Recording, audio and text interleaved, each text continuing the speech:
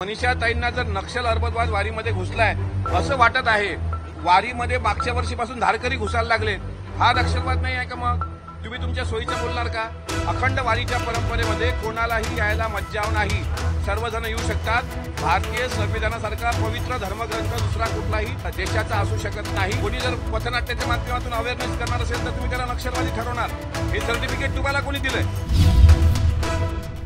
संविधान काय म्हणतो तुम्ही? संविधान वारी किंवा पर्यावरण वारी. पर्यावरण हाही विषय संतांचा आहे. संविधानाचा गाभा संत साहित्य आहे. आणि पथनाट्यातून जर अंधश्रद्धेच्या विरुद्ध जनजागरण कोणी दिंडीमध्ये करत असेल तर हाही संविधानाचा, हा सुद्धा वारीचा विषय आहे. राहिला प्रश्न आस्तिक आणि नास्तिक असण्याचा. संत गाडगे महाराज हे नास्तिक होते पण संत होते आणि वारकरी होते.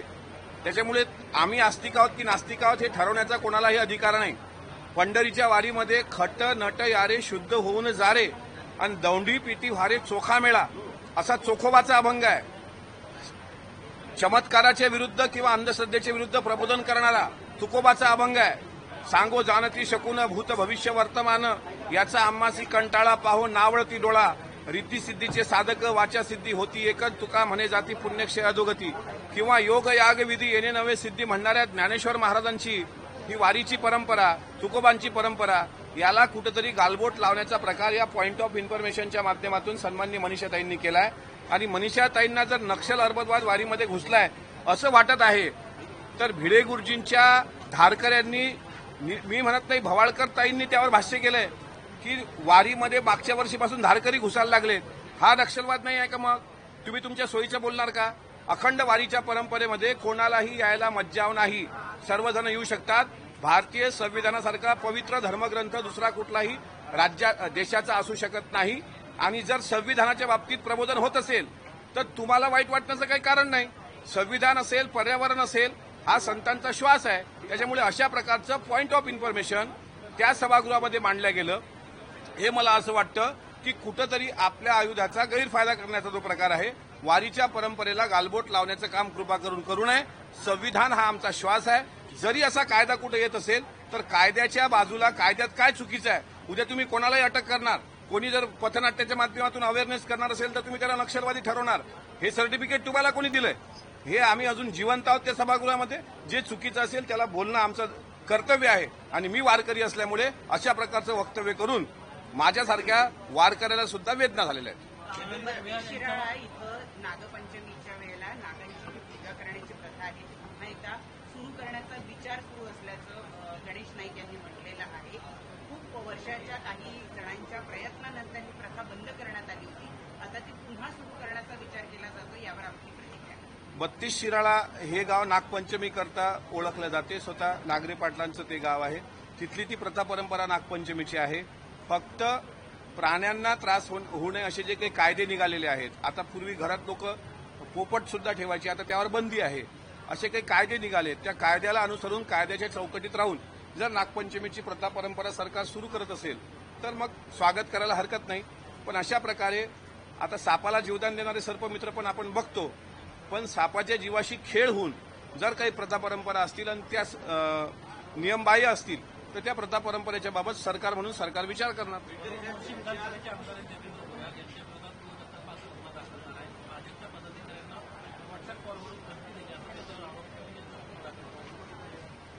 मला याबाबत आता आपण सांगता याबाबत अधिक माहिती नाही, पण व्हॉट्सअप कॉलवरून जर धमकी दिली असं यात जर सत्य असेल तर त्याची चौकशी होईल.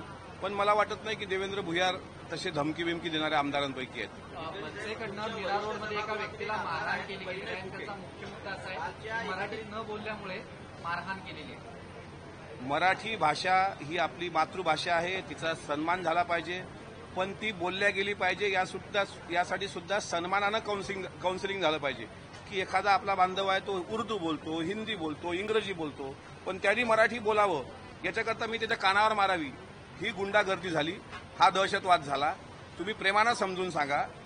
प्रेमानं जर तुम्ही सांगितलं तर ते मराठी भाषा शिकतील. पण तुला हे शिकावंच लागेल, तुम्ही मारत असाल तर याचं कोणी समर्थन करत नाही. शेवटी लोकशाही आहे. लोकशाहीमध्ये कोणी अशा प्रकारे वागणं हे मला असं वाटतं लोकशाहीला धरून नाही. दोन्ही ठाकरे बंधूंचा विजयी मेळावा आहे. 5 तारखेला त्याची जय्यत तयारी सुरू झालेली आहे. तुम्ही कसं बघताय दोन्ही नातेबंधू एकत्र येत नाही मी असंच बघतो की दोघंही एकत्र येत असतील तर त्यांना शुभेच्छा द्या. दिशा सालियान प्रकरणामध्ये नवा केस आलेला आहे. पोलिसांनी एक प्रतिज्ञापत्र दाखल केलंय कोर्टामध्ये. त्यामध्ये असं म्हटलंय की हा घातपात नाहीये तर आत्महत्याचा आहे. कुठेतरी आरोप जे आदित्य ठाकरेंवरती होत होते त्यामध्ये कुठेतरी आदित्य ठाकरेंवरती घातपातामध्ये सहभागी असल्याचा आरोप. क्लीन चिट नाही हो, क्लीन चिट नाही म्हणता येणार.